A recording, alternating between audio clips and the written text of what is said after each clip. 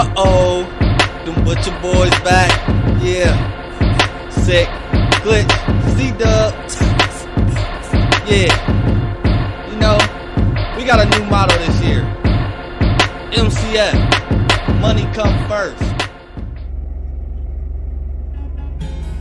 Yeah. What up? It's the man about town, Virgil Berry, a.k.a. Stacks with the Facts. And y'all know y'all tuned in to another episode of Real Talk Podcast. Now, I was about to talk about something different, but due to the extreme weather in my city, Columbus, Ohio today, and considering briefly what we spoke on my brother Red's platform today, I feel it's only right to talk about what I'm talking about right now. Smash that like button, wipe your feet, come on in that dough, smash the like button, click on the bell, and definitely subscribe to the page now, right?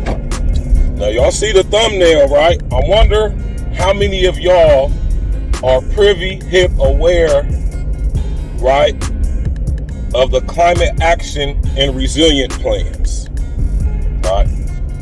Perfect day to have this discussion I'm going to be real brief, right? Climate action and resilient plans. This is all part of UN Agenda 2030 for global sustainability.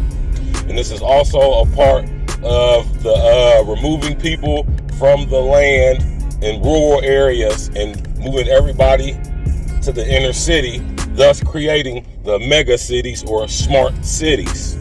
Y'all heard me speak about urban growth boundaries, wildlands urban interface, which is what this heat is all about, and the Wildlands Project.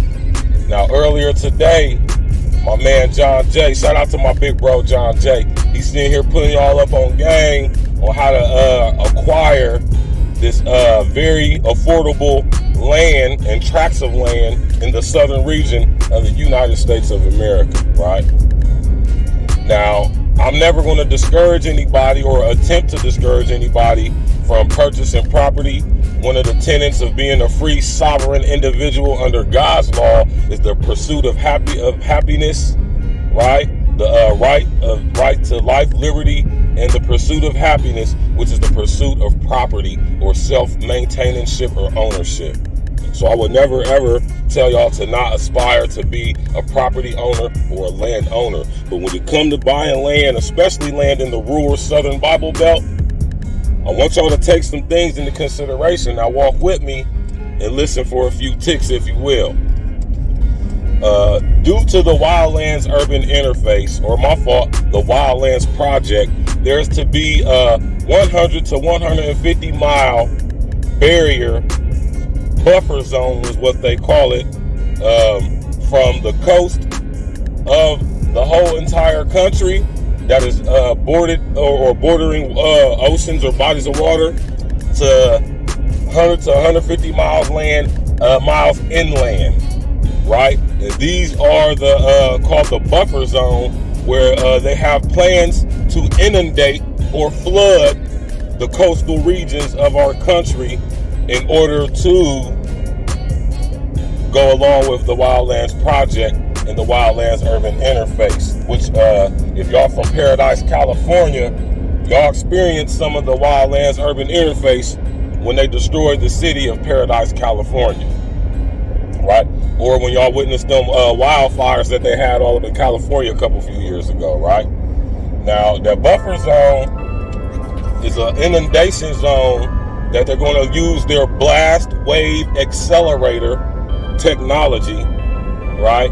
Blast wave accelerator technology to basically make tsunamis and make tidal waves to flood the coast, so they can get rid of all of the people that live on the coast. Because like I tell y'all, there is a depopulation agenda that ties in with all of UN Agenda 2030 for global sustainability. The Wildlands Project is all part of that, right? Now, y'all see what they did with Katrina and Andrew and all these different hurricanes that we've been experiencing over the past 15, 20 years. Y'all see how they did with Katrina, how they completely and utterly destroyed the southern coast of Louisiana, and they fixed it all up, pulled all the black people out, and then they brought in all the big high making money. I said high making money. They brought in all the very, very well funded and financed property and building corporations to come in and rebuild in not only Louisiana but Texas, Mississippi, Alabama, and Florida as well. Right? And they doing all this so they can bring all the people that moved out of the inner cities during the 50s and 60s, which was known as white flight.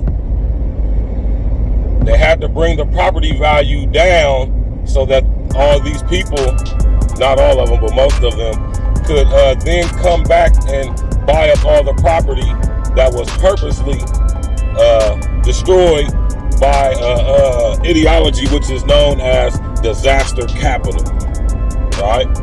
We experienced a little bit of disaster capital with the riots and all the rigmarole a couple years ago when they was all wilding out in cities all across America behind George Floyd allegedly being killed by the police up there in Minneapolis, right?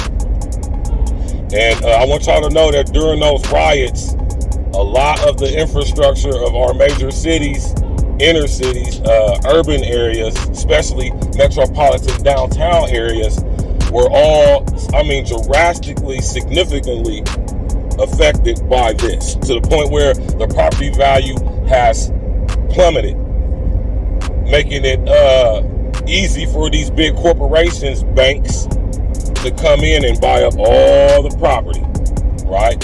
And collect all the insurance money from the destruction thereof during the riots. Now, I'm going to tell you right now, in my city, Columbus, Ohio, they did extreme damage to a lot of these buildings downtown. My city is still recovering from the damage down there.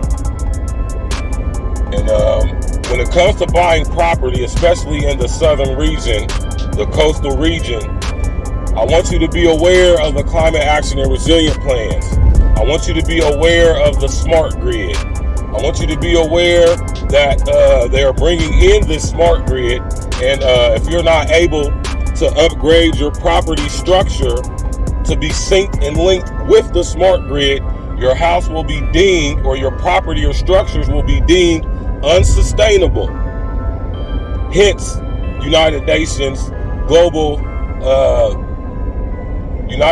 Agenda 2030 for global sustainability. Now, if y'all pay attention to the news and the lexicon, these are words that they're starting to use a lot. Sustainability. Right? Now, when we talk about the S.M.A.R.T grid, they want everything to become digitized and to become synced and linked to the S.M.A.R.T grid via Wi-Fi wireless communications. So when you're buying your properties at pennies on the dollar in the southern coastal region, understand about the WUI, the Wildlands Urban Interface. Understand about the Wildlands Project, and understand about the urban growth boundaries, or human settlement zones that they plan to bring into fruition. That if you pay attention in your city, you can see these apartments popping up everywhere, especially in the rural areas. So I'm not discouraging anybody from purchasing land, especially in the southern region. I in fact encourage it, but just over in or out of understand that with UN Agenda 2030 for global sustainability, the Wildlands Urban Interface, the Wildlands Project, and the urban growth boundaries, that in the incoming S.M.A.R.T grid, they're going to make it so expensive to upgrade your property and structures so they can be linked and synced to the S.M.A.R.T grid, that most of you who own these structures and properties, y'all not going to be able to afford what it costs to upgrade your structure, your home, your property to be synced and linked to the S.M.A.R.T grid.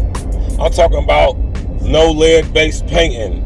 I'm talking about structural foundation. If you're If your structural foundation of your home or property is made of stone or brick, that is not conducive for 5, 6, 7G wireless transmitted frequencies.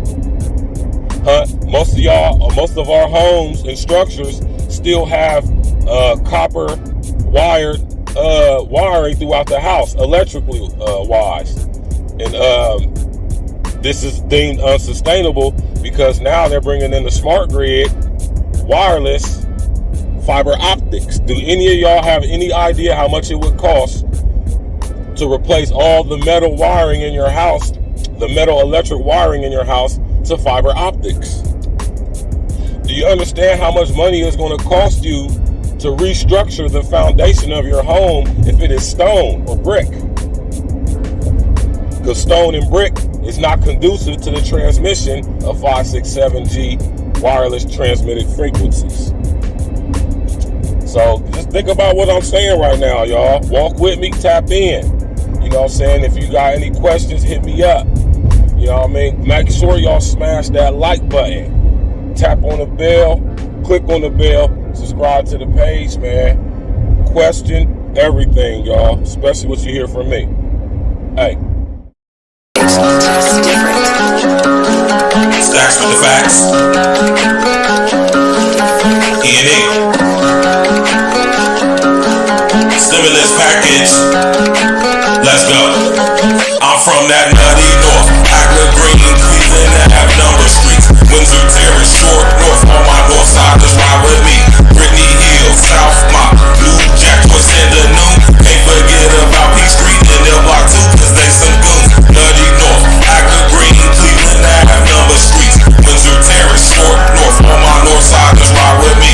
Brittany Hill, South Mott, New Jack, Joyce, and the Noon. Can't forget about P Street and L Block 2, cause they some goons. What you fuck niggas know about the north side? North side till I die, got a lot of pride. P Street where I saw my first homicide. Cause the Duffy Morgan had the Dutchess for $1.05. What you fuck niggas know about Big City? Sound Cone, get a slushy for $1.50. Venues, egg rolls, best in the city. Big Daddies had the freshest gear in the city. Stacks with the facts, ain't nobody fucking with me. Grown folks was a pop club in the city. Philly Grill had the best drinks in the city. Chef place closed down cause they drinks was shitty. Got love for the east side, love for the south side. Got love for the west side too. But I'm from up north where we get money and slide through your hood like it's a drive-through. Walk through your hood, not just drive through. Any hood I'm good, I'm that fly dude. All these bitches wanna kick it like Ryu. In my DM, kissy face, hi boo. If you from up north, rep that shit. Say it real loud with your chest, nigga. No NBA, no EA Sports, but I still ball on the best that nutty north. Agla Green, Cleveland, have number streets. Windsor Terrace, Short North. On my north side, just ride with me. Brittany Hill, South Mott, New Jack, Joyce, and the Noon.